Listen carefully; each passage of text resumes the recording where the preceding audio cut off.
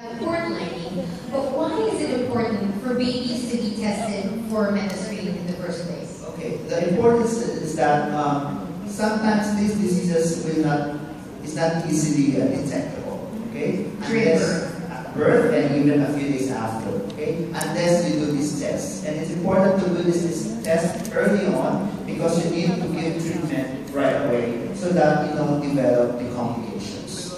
Okay, so that's the reason that why we like this moms to consider doing this test for their babies. Is this also done in hospitals but in a limited Yes, it's done already in the country, but only for a limited number of diseases. But of course, what you want is an expanded, right? Just to see. Again, just in case. Just in case.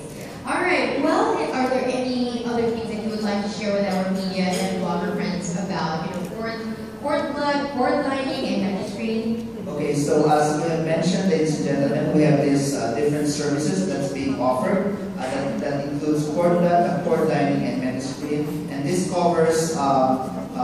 This is intended for the next generation of Filipino children that we've been running this country. Right. All right. So thank you very much, Dr. Pondo, for explaining to us everything about cord blood, cord lining, and menstruation.